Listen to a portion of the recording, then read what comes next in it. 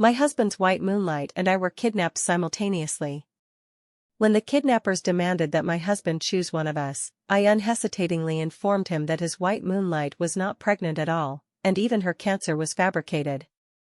In a rage, my husband chose me. As a result, that night, his white moonlight was tortured until her lower body rotted, leading to her death. Upon hearing the news of her demise, my husband did not even lift his head and tossed out the words, "She deserved it." Later, after 3 years of IVF treatments, I finally became pregnant with great difficulty and endured until the due date. My husband burst into the delivery room, wielding a hammer to smash my lower body. He dragged out the blood-soaked baby, ignoring my cries, and used the hammer to crush the baby's last breath. The suffering Sylvia endured, you should experience it all too. My husband glared at me viciously. If it weren't for avenging Sylvia, do you think you're worthy of bearing my child? In despair, I swallowed my last breath, and when I opened my eyes again, I had returned to the day of the kidnapping. Nathan. Who are you going to choose? The blade sliced across my throat, spilling blood. The stinging pain jolted me awake, and I saw Nathan's hesitant expression across from me. A surge of overwhelming hatred and anguish welled up in my chest. I forcibly suppressed my emotions, but before I could speak, I heard Sylvia sobbing beside me. Nathan, I'm so scared. Save me. My stomach hurts so much. In my previous life, Sylvia had also cried and begged Nathan to save her. However, my immense desire to survive compelled me to unhesitatingly expose Sylvia's fabricated pregnancy and cancer scam, all to make Nathan see what kind of person his white moonlight truly was.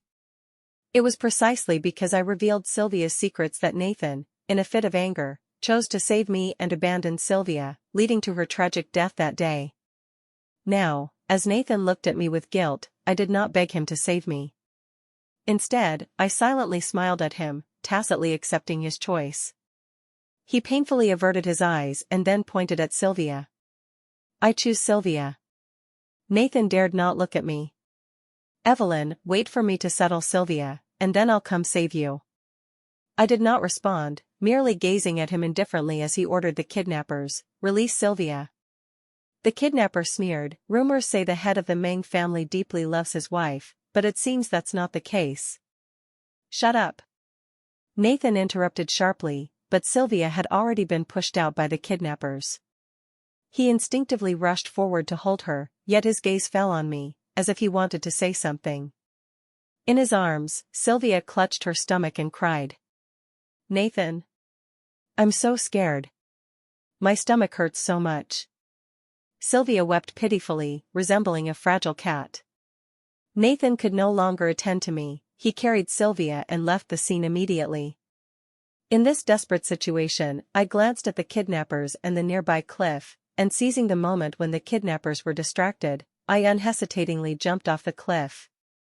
Not for any other reason, but because I had learned in advance that the base of the cliff was surrounded by a large number of police officers, and an inflatable cushion had been prepared by the police beforehand. In my previous life, if Sylvia hadn't arrogantly seduced the kidnappers, engaged in intercourse with them while criticizing their performance and mocking them, the kidnappers would never have considered killing anyone. This was the full truth I learned from the case files. However, Nathan refused to listen, remaining immersed in his own hatred, and I could not pull him back. Now, with the mountain wind howling, I staked everything on leaping off the cliff, landing on the inflatable cushion. A sense of panic from surviving a catastrophe washed over me. Before completely losing consciousness, I dialed my teacher's phone. Teacher, regarding the matter you mentioned last time about dedicating myself to the laboratory, I agree. When I awoke again, I was already in the hospital. And 4 drip was attached to the back of my hand. Nathan, sitting at the bedside, sighed in relief upon seeing me wake. Evelyn, did you consider the consequences of jumping off the cliff? His tone carried resentment. If something had happened to you, have you thought about what I would do? Looking at Nathan, I opened my mouth, but my throat felt as if rolled over by a blunt knife, so painful that I could not make a sound. The ward door was pushed open, and Sylvia approached me with surprise. Sister Evelyn, you're awake. Tears hung at the corners of Sylvia's eyes as she happily grasped my hand. When I heard you jumped off the cliff, my heart nearly stopped from fright. I almost lost the child, but fortunately, you're fine, Sylvia said in a aggrieved tone. If something happened to you, I would feel guilty for life. How could I face you and Nathan in the future? Sylvia's face showed genuine concern for me, which stirred a wave of discomfort in my stomach. I forcefully withdrew my hand, but Sylvia's eyes reddened. You still blame me, don't you? I knew you blamed me. Sylvia looked at Nathan aggrievedly. Maybe I should just leave. My presence between you and Sister Evelyn always makes her unhappy. It's all my fault. I'll leave today. Seeing Sylvia about to leave, Nathan's earlier guilt vanished completely. He grasped Sylvia's wrist and turned to me. Sylvia had nightmares all night because of your cliff jump, fearing you wouldn't wake up. Can't you stop being so selfish?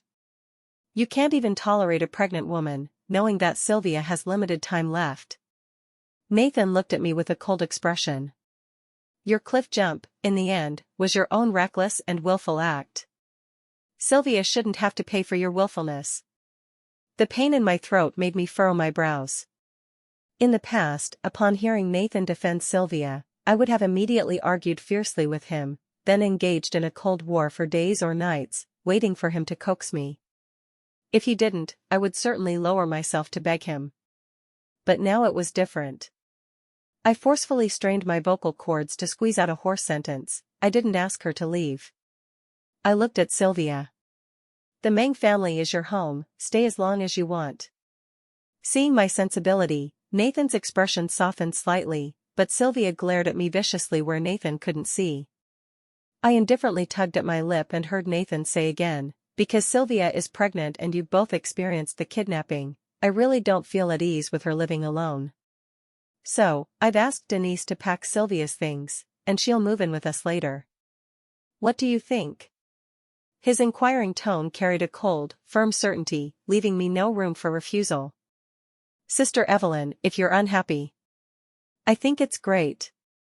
My straightforward agreement left Sylvia unable to exploit the situation, and even Nathan rarely showed a relaxed expression as he patted my head, instructed me to rest well, and so on. He added that it was inconvenient for a pregnant woman to stay in the hospital too long, so he took Sylvia and left. I stayed in the hospital for half a month, seeing Nathan only once.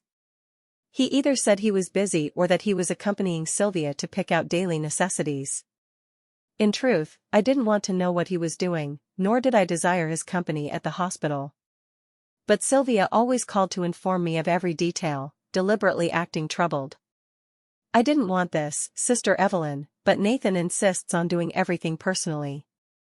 You won't be angry, will you, Sister Evelyn? Sylvia's provocations felt like punches landing on cotton. In the past, if Sylvia got even slightly close to Nathan, I would be ignited with anger. Now, I merely smiled and said, how could I be? I'm glad Nathan can take good care of you. Sylvia suffered in silence until the day I returned to the Meng family, when she fully erupted. The master bedroom I had yielded became Sylvia's room. The original color scheme had been entirely changed to girlish pink. I didn't mind, but Sylvia followed behind me and said, Nathan thinks pink wallpaper is better, more suited to my temperament. He always feels I'm like a child who hasn't grown up and needs care. And the slippers, Nathan picked them too, Sylvia feigned surprise. Oh. Sister Evelyn, Nathan and I are wearing couple slippers. You won't be angry, will you? I really didn't mean it. My gaze fell on Sylvia's cartoon bunny slippers, reminding me of how I once asked Nathan to wear couple slippers with me. Nathan had merely said I was too childish and told me to mature and not follow every trend. It turned out Nathan wasn't incapable of loving, he just didn't want to unconditionally pamper me. No, I looked at Sylvia's provocative gaze and responded indifferently, I think they suit you well. Sylvia then picked up a photo from the table, because I wanted to take maternity photos in advance, but the child has no father. Nathan accompanied me to take them during the days you were hospitalized. Coincidentally, Nathan returned and, hearing this, explained unnaturally, I just agreed to be the child's godfather. Once the child is born, you'll be the godmother. Haven't you always liked children? You can help take care of it then, okay? I couldn't help but recall my own child, who had shared breaths with me in my body for a full 9.5 months, only to be cruelly smashed to death by Nathan with a hammer. His eyes were filled with murderous intent, devoid of any paternal mercy, yet now it was displayed vividly. My heart ached faintly, but I suppressed my emotions and nodded. Okay. Nathan's tense nerves finally relaxed, but he inexplicably glanced at me a couple more times. Seeing nothing amiss, he fully set his mind at ease. Until Sylvia suddenly picked up a pocket watch. Sister Evelyn, I thought this looked nice, so I had someone remake it into a baby photo frame. What do you think? My gaze followed the object in Sylvia's hand, and my breath suddenly caught.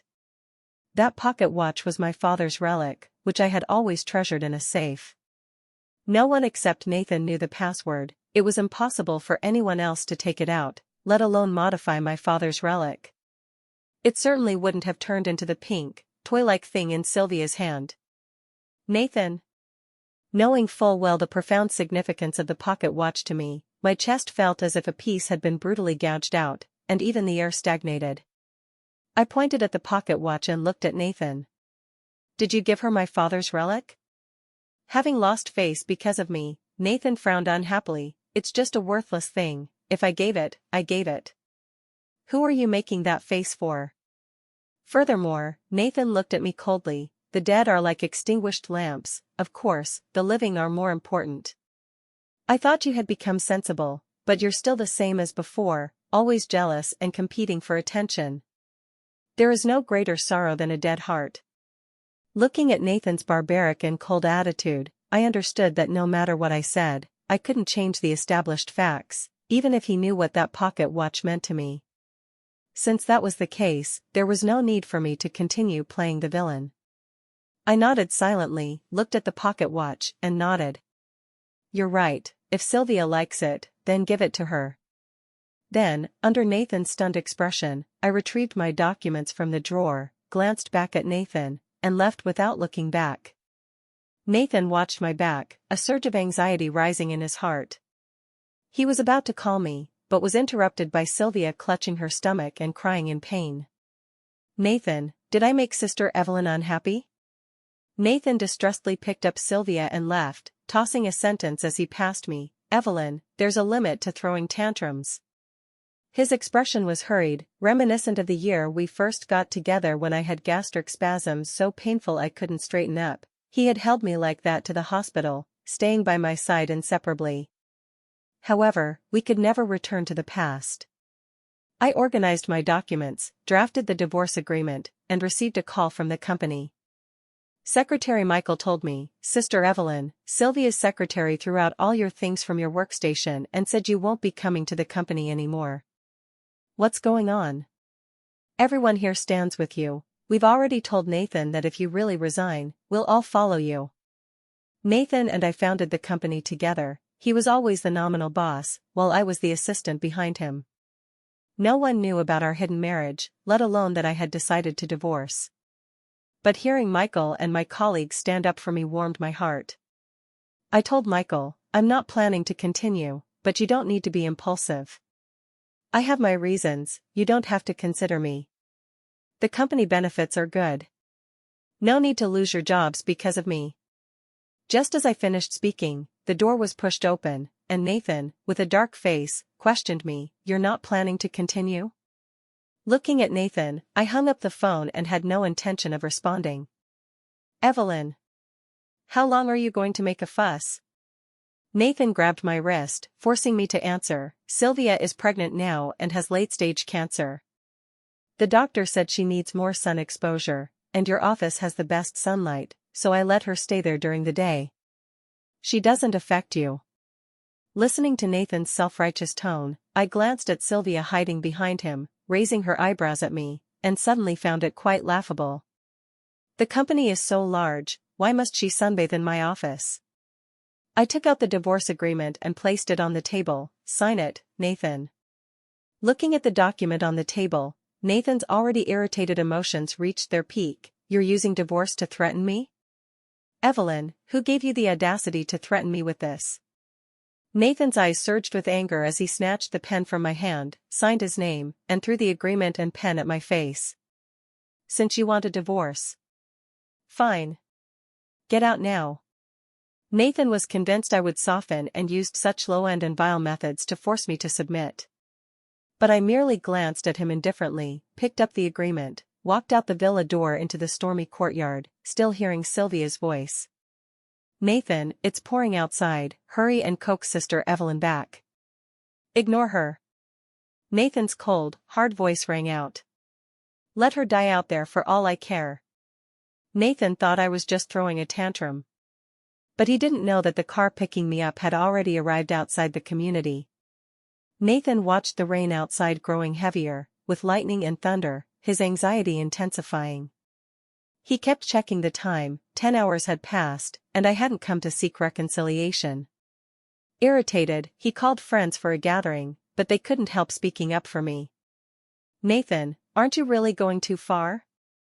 Evelyn is an orphan, you let her go out alone with nothing, this isn't cutting off her retreat and forcing her to death? Nathan recalled my expression when I left, and his heart suddenly ached. Before he could speak, Sylvia, sitting aside, interjected. But what did Nathan do wrong? It's Sister Evelyn who's too willful, you can't expect Nathan to coax her for everything. Previously, he found Sylvia fair and well-behaved, but now her words inexplicably felt uncomfortable. A friend close to me directly retorted, who are you to talk about Evelyn? To put it bluntly, Nathan's current social status is all thanks to Evelyn building it for him. During their hardest times, if I remember correctly, you were living it up with other men, right? Moreover, the friend took out the materials I had sent her before and slapped them on Nathan, only you would keep such trash. Didn't Evelyn tell you that when she came back saying her man died, and she was pregnant with cancer, it was all a scam? When Evelyn was hospitalized for a miscarriage, how did you act as her husband? On the day Sylvia returned, holding her prenatal report and late-stage cancer diagnosis, crying and begging for shelter, I had raised doubts and even demanded that Sylvia go to the hospital we co-founded for another checkup. But Sylvia reacted strongly, crying that I couldn't tolerate her and might as well let her die. At that time, Nathan only thought I was vicious, who would use pregnancy and cancer as a pretext to deceive. Now, looking at all the diagnoses on the checkup sheet and the video thrown by his friend, Sylvia was indeed not pregnant and had even hooked up with other men during their ambiguous phase. His gaze sharpened, looking at Sylvia as if he wanted to devour her. Sylvia's eyes reddened, and tears fell. It's not true, Nathan, Sylvia cried, I don't know where these came from, but I really didn't deceive you. How could I possibly lie about my pregnancy? Nathan, don't you believe me? Sylvia turned her head crying and questioned my friend, what benefits did Evelyn give you to make you speak for her and frame me like this? The friend merely admired Sylvia's green tea behavior and retorted coolly, whether it's true or not, just go to the hospital for a checkup and we'll know.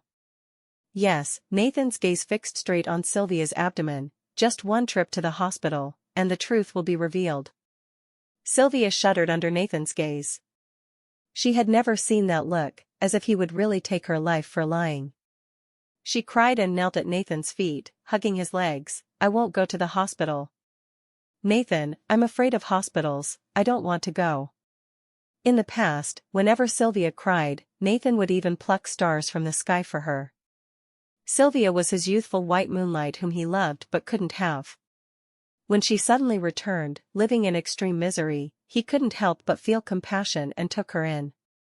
Now, seeing Sylvia's tears, Nathan only felt irritated and disordered. He coldly pushed away Sylvia's hand and dialed his secretary. Arrange a full-body checkup for Miss Sylvia. Nathan hoped more than anyone that Sylvia was truly ill and genuinely pregnant, nurturing a child with her life. Otherwise, he dared not imagine how I had endured these days. He recalled the day of the kidnapping when I smiled at him, the hospitalization when I responded indifferently to his every word, the day my father's pocket watch was taken by Sylvia as a toy to show off, my disappointment and collapse, and the resoluteness when I left with the divorce agreement. It can't be. Nathan irritably grabbed his hair. It can't be. He sat in the hospital corridor with his friends, waiting for the final results. The doctor was his person and dared not conceal anything, handing the results to him immediately upon receipt. Mr. Nathan, Miss Sylvia is in good health, but due to excessive abortions, she is now infertile. His friend couldn't help mocking, Nathan, oh Nathan. You hurt the one who loves you most, Evelyn, for such a green tea. You gained a sesame seed but lost a watermelon, you deserve it. The lightweight checkup sheet felt as heavy as 1,000 pounds. Nathan stared blankly at the diagnosis results, numbly asking the doctor, could there be an error? The doctor answered seriously, impossible. We conducted dozens of tests, all yielding the same result, no error is possible. Give it up, Nathan, his friend snatched the checkup sheet, only you would mistake a lump of wood for a pearl, hilarious. Now you've got your retribution, and good riddance. You're not worthy of Evelyn, you match Sylvia perfectly. Nathan's heart sank completely. He rushed straight to the ward, saw Sylvia sitting on the bed, and directly grabbed her collar to question her. Who gave you the audacity to play me like this? Do you even know that because of you, Evelyn still refuses to come back? Sylvia was startled. Looking at Nathan's expression, her eyes reddened. Nathan, didn't you say that no matter what I become, as long as I turn back, you'll be there? The facts prove you love me more. No matter what I wanted from Evelyn, you unconditionally demanded she give it to me, her home, her room, her man, and everything of hers. Sylvia took out the pocket watch, even Evelyn's father's relic, you gave it to me to make me happy. Isn't that enough to show you love me? Seeing the yellowed pocket watch turned into a pink, cute toy, Nathan felt a dull pain in his chest. Recalling my desperate and numb expression at the time, he felt as if his heart was gripped by a large hand, even breathing hurt. He snatched the pocket watch. What right do you have to take Evelyn's things? You bitch. Nathan held the pocket watch like a treasure, forcefully trying to wipe off the pink color, but no matter how he tried, it wouldn't come off. He wiped frantically until his hands bled, unaware of it. Sylvia mocked from the side. Nathan, who are you pretending to be affectionate for now? Weren't you the one who personally drove Evelyn away? What affectionate scene are you acting now? Sylvia looked at Nathan like this and sneered, in the end, you and Evelyn reaching this point is all because of your own doing. Nathan's action stopped, and his expression towards Sylvia became terrifying. In the 3rd year at the laboratory, carrying the experimental injections I brought at the time, the agents injected into my body underwent a qualitative change. The memories altered according to the code truly changed completely. For this, the entire experimental team celebrated excitedly in jubilation. Our experiment targeting Alzheimer's disease and the aging population was fully approved, patented, and successfully promoted to every corner of countries worldwide. Those elderly tormented by memory degeneration no longer needed to worry about becoming a burden. Memories could now be reversed. Henceforth, Alzheimer's disease would no longer exist in medical history. As the core of the team, my teacher presented an invitation letter. Beijing University wants our team to send one person for a lecture. We unanimously agreed that you are the most suitable. We wanted to ask your opinion. Having left Beijing for 3 years, I never recalled those painful memories from my previous life. Time took away the harm Nathan inflicted on me, and coincidentally, it allowed me to achieve myself through the pain. I smiled and nodded in agreement. Then, I boarded the return flight. After 3 years away, Beijing hadn't changed much. I checked into the hotel booked by my teacher and arrived at Beijing Normal University's lecture hall with my assistant. It was already packed, and seeing these diligent students, my heart was filled with mixed emotions. Once, my father worked day and night in the laboratory to cure my mother's Alzheimer's, but due to an accident, my mother left us forever. Later, my father left his data and, in grief, committed suicide, leaving only a pocket watch and a pile of cryptic texts. Now, I could be considered to have inherited my father's mantle and fulfilled his last wish. I prepared a series of lecture drafts and was following my assistant to prepare for the stage when suddenly someone called my name. Evelyn? My steps halted, and turning my head, I saw Nathan in the entrepreneurs section. He looked at my now glamorous self in disbelief, a flash of pain in his eyes, then walked from the entrepreneur's position to me. "Evelyn, it's really you." Nathan grabbed my wrist. "I've searched for you for 3 whole years, you vanished without a trace. Do you know how heartbroken I was? How could you just leave without regard for me?" "Evelyn," Nathan's eyes were red-rimmed, his gaze toward me nearly obsessive, "I'm taking you home now." My grabbed wrist ached, and I furrowed my brow slightly. "Sir, please let go." My indifferent response stung Nathan. He looked at me in disbelief. "What did you call me?" "Evelyn, I know I was wrong. I know it was all Sylvia's doing." As if to claim credit or atone, Nathan eagerly told me, "I've dealt with Sylvia, she won't come between us anymore." "Evelyn, forgive me." In the laboratory, when my teachers first learned of my divorce, they expressed regret. But once, during a gathering where we drank, I got drunk and poured out my heart, revealing the whole story. The entire lab's senior brothers and sisters despised Nathan to the extreme, including the junior assistant I had personally promoted. The junior assistant, seeing Nathan's attitude toward me, reacted and forcefully pushed him away, looking at him coldly. "Mr. Nathan, if you continue to interfere with Teacher Evelyn's lecture preparation, I'll call the police to arrest you." The junior assistant was my teacher's only son. He had been a favored child since young, yet he was willing to call me teacher for learning's sake. I genuinely liked this junior brother from the bottom of my heart. I smiled and shook my head, wanting to tell him it was fine. But Nathan, not knowing what got into him, pointed at the junior assistant and questioned.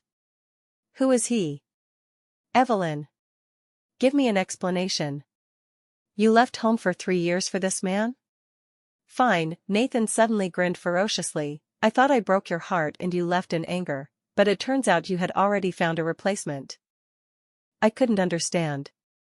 The person who drove me out of the house back then, indulged Sylvia in occupying my house, my man, and my father's pocket watch. How did he have the face to blame me in public? Seeing more onlookers gathering, the junior assistant's face darkened, about to clash with Nathan. But I backhanded a slap across Nathan's face. With a smack, I looked at Nathan. "If you're sick, go to the hospital, not come here to act crazy." Then, I raised my hand and slapped again. 3 years ago, we were already divorced, Mr. Nathan, I reminded him, there is no relationship between us. Nathan covered his face, looking at me heartbroken. Moreover, I smiled and reminded, 3 years ago, Sylvia deliberately flaunted her wealth, inciting hatred from villains, which led to that kidnapping case. I don't believe you don't know the truth. Nathan recalled the kidnapping and guiltily lowered his head. I continued to press closer. But you still chose the white moonlight who faked pregnancy, complacently watching me fall into life-threatening danger, while I sneered, jumped off the cliff to survive. The internet has no forgetfulness. Shall I find it for you to see? Nathan abruptly retreated half a step. Back then, that kidnapping case even trended on hot searches. The kidnappers used the slogan of robbing the rich to help the poor, and the live stream had millions of viewers. Now, upon my mention, many recalled the incident and suddenly realized. I heard the kidnapped were the main corporation president's wife and his white moonlight. Nathan chose to save the white moonlight, but Mrs. Nathan jumped off the cliff to escape. If not for the police arriving, she probably would have died long ago. My God. So that incident back then was real. I thought it was a script. That main corporation is actually Nathan's main corporation. He's so scummy himself, doesn't he have any self-awareness? And he has the nerve to condemn Teacher Evelyn here? If not for Teacher Evelyn, how many people would still be troubled by the unsolved mystery of Alzheimer's? Fortunately, Teacher Evelyn survived. Otherwise, Nathan would have killed a national pillar. Nathan was insulted, pointed at and scolded until his face flushed red. With a livid face, he looked at me. Even if that's the case, who hasn't made mistakes in youth? Evelyn, do you have to keep dredging up old accounts? Even now, Nathan still didn't think he had done wrong. Even if he did, it was a forgivable, insignificant matter. I smiled at Nathan, showing no mercy. Old accounts? You drove me out of the house for Sylvia, let her use my father's relic as a toy, even redecorated my room entirely in Sylvia's preferred style. When Sylvia wasn't looking at you, you chose me. After being with me, you still lusted after Sylvia. You call this dredging up old accounts? Nathan, you're a thorough selfish bastard. Then, I turned to the Beijing school leader aside. If the entrepreneurs your school invites for exchange have such indiscreet private lives, I cannot guarantee that our 3 years of hard work achievements won't be wasted. Seeing that I was unwilling to even discuss the lecture further, not only the school leaders but also other entrepreneurs came out in support. Beijing does not welcome you. 10 main corporations can't compare to one teacher, Evelyn. I always said main corporation rose too fast and stabilized in Beijing, but why has it declined so much these years? Turns out it's because teacher Evelyn was driven away by certain people. Certain people have such thick skin, still blaming teacher Evelyn here.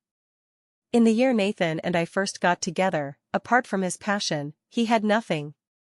It was I who, relying on the connections and relationships left by my father, paved the first step in Beijing, then secured funding sponsorship with my solid skills, and later accompanied Nathan to go public. I invested almost all my glory in Nathan. I didn't ask for his gratitude, I only asked him to love me as before. When I needed family the most, during the most painful days, it was Nathan who accompanied me through. On the day my father committed suicide, it was Nathan who held the broken me, repeating over and over, Evelyn, your father went to enjoy blessings, while reuniting with your mother, they sent me to love you. Nathan swore in front of my father's body, if I, Nathan, ever betray Evelyn, may I die a horrible death. Evelyn, I don't seek to be born together, but I want to be like your uncle. If one day you're gone, I certainly won't live alone. On my parents. I saw too much purity and love from my parents, such that my longing for love and home surpassed everything.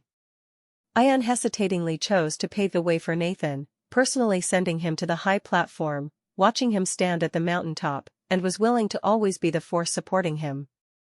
If not for Sylvia, I never thought our relationship was so fragile. Nathan rejected countless women, yet he alone couldn't reject his youthful white moonlight. I had pained, cried, argued, even used divorce as a threat, and held him to his promises, but he wouldn't listen to a word, only treating my breakdown as madness, regarding me as an emotionally triggered lunatic. Even when he saw my severe psychological disorder diagnosis, he casually tossed out, Evelyn, your appearance using such lowly means to retain me is truly disgusting. Now, it's merely everyone returning to their place. What doesn't belong to Nathan ultimately doesn't. Watching Nathan being escorted out by security, still shouting my name, my heart was extremely calm, without ripples. I quickly turned the page on this interlude, smoothly completed the lecture with my script, and was invited to lectures by various institutions. During this time, I took a moment to visit my parents' graves. Seeing the smile still on my father's face, I smiled and placed the flowers. Dad, I don't know if you'll understand, but many times, I feel that heaven giving me a chance to start over was fought for by you and Mom. I won't be foolish anymore. Life is only once, I just want to live for myself. I placed the flowers. Exiting the cemetery, the sky had darkened. The junior assistant waited outside, thoughtfully holding an umbrella for me, covering most of me, with the pitter-patter of rain in my ears. Teacher Evelyn, teacher called to have us return next week. I nodded and said okay. Before getting into the car, the door was suddenly grabbed. Turning back instantly, I saw a woman with indistinguishable features, dressed in rags. Her eyes were particularly familiar as she grabbed my car door and sneered. It's really you. Evelyn. You dare come back. Sylvia. I quickly realized. Sylvia had already taken out a prepared dagger from her bosom and stabbed viciously at me, but before she could touch me, the junior assistant kicked her away, sending her tumbling into the mud. Teacher Evelyn, the junior assistant asked worriedly, are you all right? I shook my head, looking at Sylvia. After 3 years without seeing her, I never imagined meeting in such a scene. She was disfigured and appeared to be faring poorly. As if discerning my scrutiny, Sylvia coldly shouted, "Evelyn, it's all your fault. If not for you, Nathan wouldn't have exterminated me. He wouldn't have made me a plaything for so many people, just to get me pregnant and then personally abort it, to compensate for the harm to you. Nor would he have ruined my face with a knife during my miscarriage. It's you. You made my latter half of life neither human nor ghost. I'll kill you." Looking at the crazed Sylvia, I felt no pity in my heart. For Sylvia, I never thought she deserved sympathy, all her outcomes were deserved. Even now, disfigured and turned beggar, in my view, it was what she deserved. However, I didn't expect Sylvia to blame all the faults on me. "Sylvia," I sneered, using the most infuriating tone, "you deserve it." Looking at Sylvia's twisted face, facing the figure hurrying from behind her, I laughed even louder.